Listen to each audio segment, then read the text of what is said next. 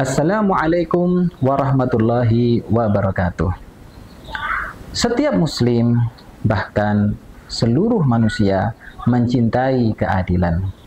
Hanya saja di negeri yang kita cintai ini banyak pengadilan, tapi sulit mencari keadilan.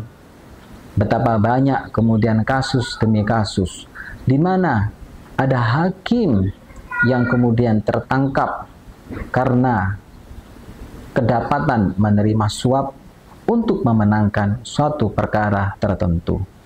Ketika ia ditelusuri rumahnya, rupanya ada tumpukan harta yang begitu banyak di luar daripada kewajaran seseorang hakim itu memilikinya.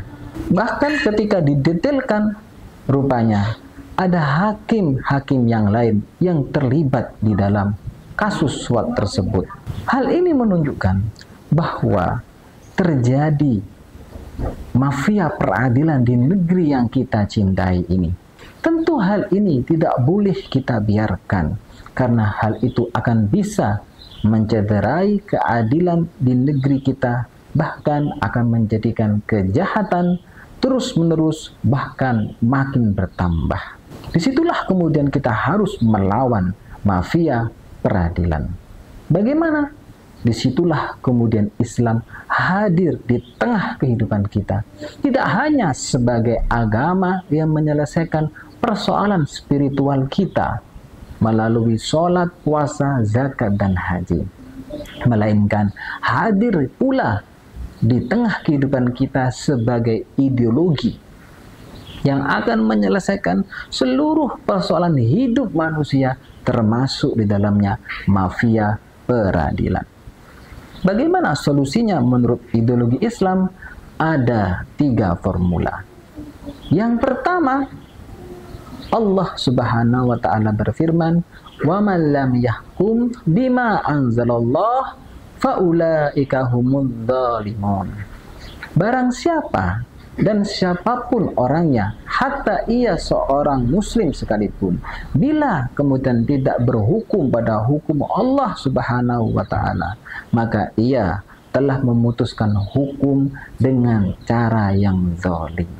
Jadi, kalau kita menginginkan kezaliman bisa hilang dan tegak di atasnya keadilan, maka hukum Allah harus kita letakkan di atas segala-galanya hukum.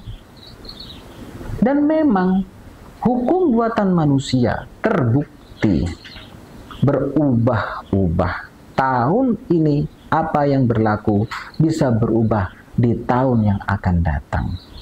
Dan relatif hukum buatan manusia cenderung dipelajari hanya segelintir orang saja, terutama bagi mereka sarjana hukum. Akibatnya banyak yang buta hukum di tengah masyarakat, yang hal itu kemudian dimanfaatkan oleh hakim-hakim yang kena suap untuk kemudian memelintir kasus tersebut, sehingga yang salah bisa divonis benar, yang benar bisa divonis salah. Hal itu berbeda dengan hukum Allah. Tidak akan pernah berubah sampai kapanpun hingga hari kiamat. Apa yang berlaku di saat ini sampai kiamat tidak akan pernah berubah. Dan memang relatif kemudian hukum Allah itu dipelajari oleh segenap umat manusia, terutama kaum muslimin, karena hukum Allah sejatinya bersumber pada Al-Quranul Karim yang kaum muslimin senantiasa berusaha untuk membacanya, memahami terjemahannya melalui tafsirnya, tadabburnya, melalui majelis ilmu yang ada di masjid atau di tempat-tempat yang lain, baik yang ada di kota bahkan hingga di pelosok desa. Begitu pula dengan hadis Nabi. Dan semua itu menjadikan kemudian banyak masyarakat akan melek hukum ketika hukum Allah yang menjadi hukum di negeri kita. Dan ketika banyak masyarakat yang melek hukum, hakim tidak akan mudah untuk memanfaatkan keadaan, memelintir kasus sesuai dengan kepentingannya. Ini formula yang pertama. Adapun formula yang kedua adalah ideologi Islam menuntut seseorang memenuhi 8 hal untuk bisa menjadi seorang hakim. 2 di antaranya adalah ia harus seorang yang faqih terhadap agamanya. Karenanya seorang hakim tidaklah mungkin tidak paham fikih sholat, tidak akan mungkin tidak paham fikih puasa, fikih zakat, fikih haji. Bahkan ia menjadi panutan bagi masyarakat tentang seputar fikih, karena yang dituntut untuk dirinya lebih daripada itu. Ia harus paham segala bidang fikih, terutama kemudian hal yang mencakup perkara yang ada di kewenangannya. Kemudian selain fakih, ia harus seorang yang adil.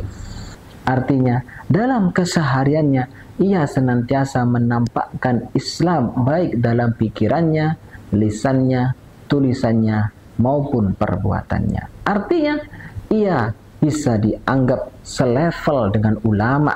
Maka bisa kita bayangkan bila kemudian yang menjadi hakim adalah ulama-ulama, tentu saja profil yang semacam ini tidak mudah untuk menerima suap. Ini formula yang kedua.